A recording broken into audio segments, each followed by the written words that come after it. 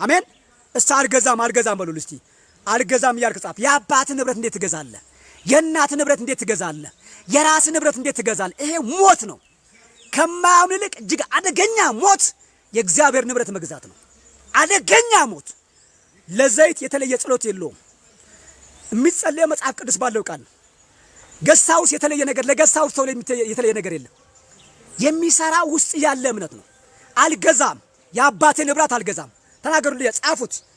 አልገዛም፣ ቃል ግቡ። የኢየሱስ ንብረት አልገዛም። የኢየሱስ መንፈስ በገንዘብ አይገዛም። የሚፈውሰው ዘይት ሳይሆን የኢየሱስ መንፈስ ነው።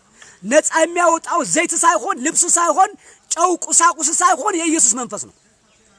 አሜን። የሚፈውሰው ማን ነው? የኢየሱስ መንፈስ ነው። አልገዛም። ሻጭም ገዥም ሁለቱም ሲኦል ነው።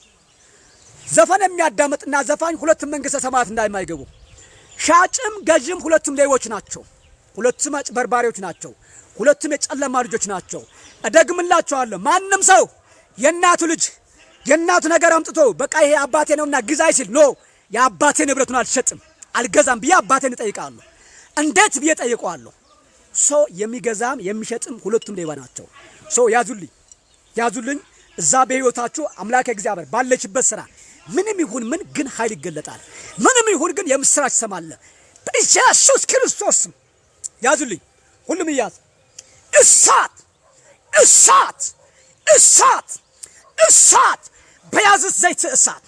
በያዙት ዘይት እሳት